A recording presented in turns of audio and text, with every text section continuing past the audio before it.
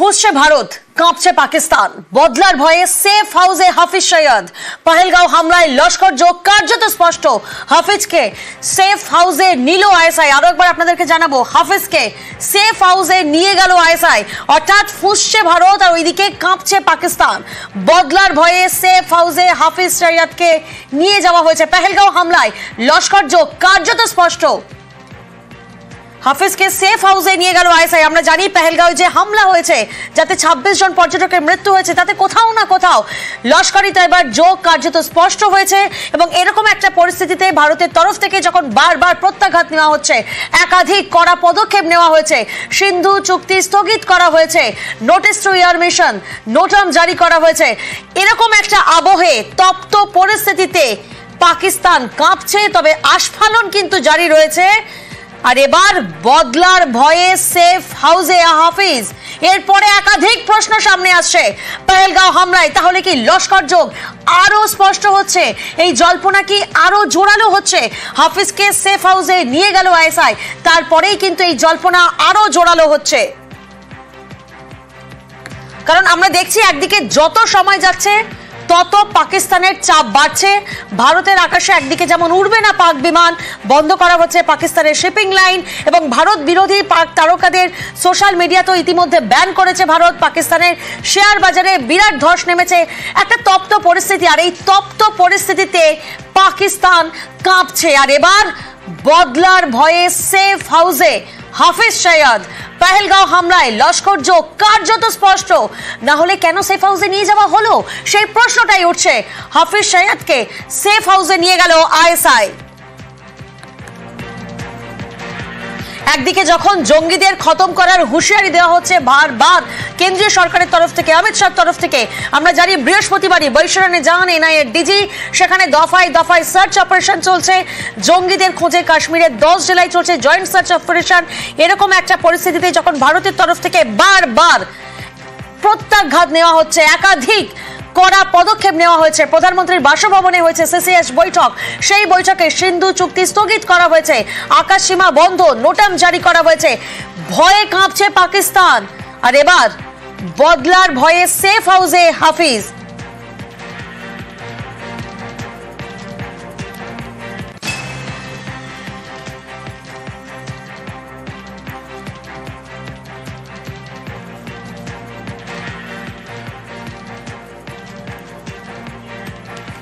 হাফিজকে safe হাউসে নিয়ে গেল আইএসআই। আরো একবার আপনাদেরকে জানাবো, পহেলগাঁওয়ে যে নাশকতা হয়েছিল সেখানে একাধিক প্ল্যান করেছিল জঙ্গিরা।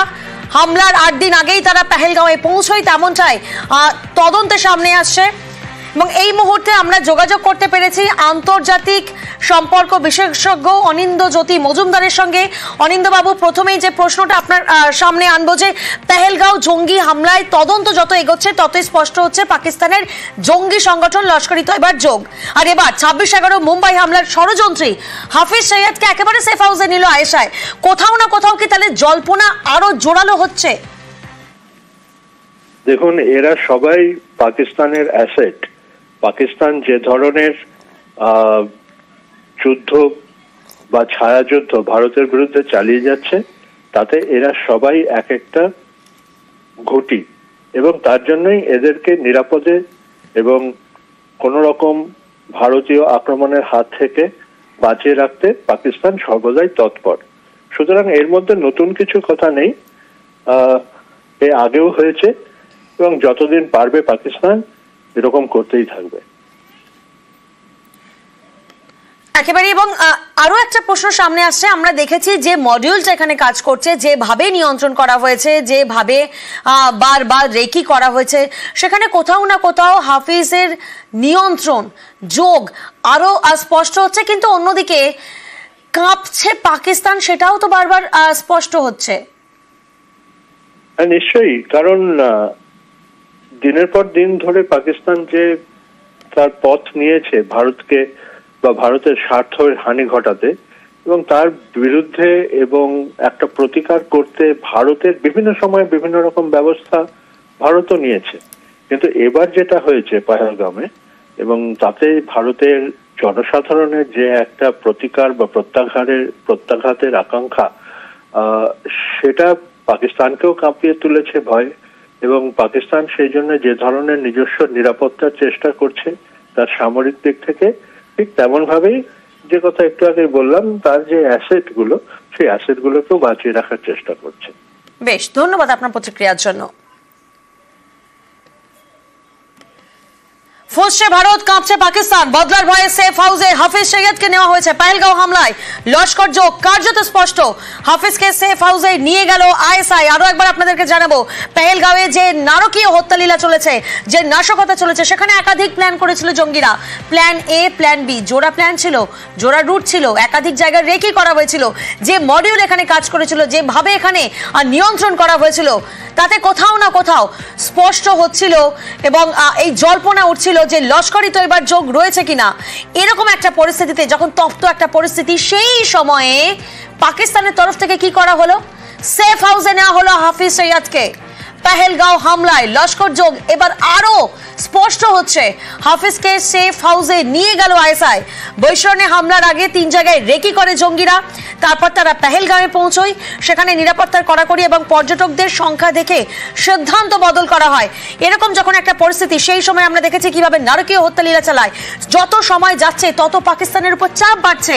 ভারতের আকাশে যেমন একদিকে উড়বে না পাক বিমান, বন্ধ করা হচ্ছে পাকিস্তানের শিপিং লাইন, নোটাম জারি করা হয়েছে, সিন্ধু চুক্তি স্থগিত করা হয়েছে, প্রত্যাঘাত একেবারে অ্যাকশন মোডে ভারত। ভারতের প্রত্যাঘাতের আতঙ্কেই আমরা দেখেছি যে পাকিস্তানের শেয়ার বাজারেও বিরাট ধস নেমেছে। ভারত বিরোধী পাক তারকাদের সোশ্যাল মিডিয়াও ব্যান করেছে ভারত। আর এরকম একটা পরিস্থিতিতে পাকিস্তানের মুখে যেমন আমরা ফাঁপা বুলি শুনছি, আমরা হাসপালন শুনছি, তেমনি অন্যদিকে দেখছি ভয়ে কাঁপছে পাকিস্তান। না হলে হাফিজকে সেফ হাউসে কেন নেবে আইএসআই, সেই প্রশ্নটা আরো জোরালো হচ্ছে। বদলার ভয়ে সেফ হাউসে হাফিজ সৈয়দ। আপনাদের জানাবো কে এই হাফিজ সৈয়দ। নিশ্চয়ই আপনারা জানেন, লস্করি তৈবার প্রতিষ্ঠাতা হাফিজ সৈয়দ। 26/11 মুম্বাই হামলার ষড়যন্ত্রী হাফিজ সৈয়দ। সেই হাফিজ সৈয়দকে সেফ হাউসে নিয়ে গেল আইএসআই। কেন? জল্পনা আরো জোরালো হচ্ছে। পেহেলগাঁও জঙ্গি হামলায় তদন্ত যত এগোচ্ছে ততই স্পষ্ট হচ্ছে পাকিস্তানের জঙ্গি সংগঠন লস্করি তৈবার যোগ।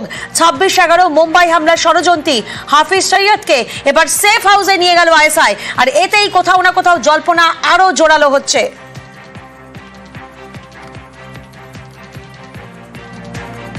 কাশ্মীরে যেভাবে নারকীয় হত্যালীলা চলে 22 এপ্রিল, তারপর একাধিক প্রত্যাঘাত।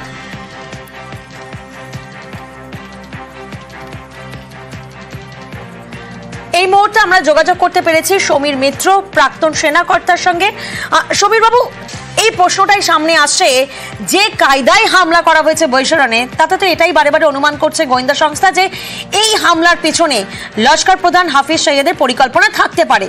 হাফিজ সৈয়দকে সেফ হাউসে যে নিয়ে যাওয়া, তাতে তো আরো জল্পনা জোরালো হচ্ছে যে তাহলে এই মডিউলটি কি সরাসরি লস্কর প্রধান হাফিজ সৈয়দ এবং তার সহকারী সাইফুল্লাহ দ্বারাই নিয়ন্ত্রিত ছিল? হাফিজ সৈয়দ সবসময় চেষ্টা করেছে ভারতবর্ষের বিরুদ্ধে যতভাবে নোংরামি করা যেতে পারে, বিশেষ করে হাফিজ সৈয়দ এবং তার সম্ভবত ছেলে, এখন যে দায়িত্বে হয়েছে তালা, ওর ছেলে, তারা ভারতবর্ষের বিরুদ্ধে প্রচন্ড ভাবেই তারা আমাদের চেষ্টা করেছে যে আমাদের মধ্যে যেন যতটা করা যায়। এখন যেহেতু আমরা একটা মোটামুটি যুদ্ধ ভাব এসে গেছে, কারণ হাফিজ সঈদ এবং যে জেসে মোহাম্মদের মাসুদ, এই যে আজহার মাসুদ, একবার পারভেজ মোশাররফ বলেছিলেন যে এই দুজন আমাদের সবচেয়ে বড় স্ট্র্যাটেজিক অ্যাসেট পাকিস্তানের। অর্থাৎ তারা যেসব কাজকর্মগুলো করত প্রত্যেকটি ভারত বিরোধী, এবং এই সময় হয়তো ওরা মনে করেছে যে ওর জীবন নিরাপদ নয় এই মুহূর্তে, আইএসআই সেফ হাউসে নিয়ে যাবেই, এবং সেখানে যে হয়তো কোনো শুধু একটা সেফ হাউস তো নয় পাকিস্তান, এদের জন্য একাধিক, 2 দিন এখানে থাকলো, 4 দিন ওখানে থাকলো, এই করে যাতে ওকে ট্র্যাক না করতে পারে, এটা অস্বাভাবিক কিছু নয়। আর হাফিজ সঈদকে নিয়ে যাওয়া মানে এটা বোঝাই যাচ্ছে যে কত গুরুত্বপূর্ণ সে পাকিস্তানের এই ধরনের নারকীয় ঘটনার পেছনে থাকার জন্য। আমার মনে হয় যে হাফিজ সঈদই হোক আর আজহার মাসুদি হোক না কেন, যে কেউ হোক না কেন, শাহাবুদ্দিন হোক, যে পাকিস্তানে রয়েছে 14টা তানজিমের হেড হয়ে, আমাদের যে লক্ষ্য, সেই লক্ষ্য হচ্ছে যে এদের মতো লোকদের কোনো যদি সুযোগ হয় তাহলে কোনোভাবে মানে করা যেতে পারে না, কারণ তারা নিরীহ মানুষকে হত্যা করেছে। এবং এলএটি মডেল যেটা বলছে, এলএটি মডেলের এটাই কিন্তু সবচেয়ে বেশি ভারত বিরোধী, এবং ভারতের বিরুদ্ধে যতগুলো অ্যাকশন হয়েছে নারকীয়, এর পেছনে কিন্তু হাফিজ সঈদের সবচেয়ে বেশি হাত হয়েছে। বেশ, ধন্যবাদ আপনার প্রতিক্রিয়ার জন্য।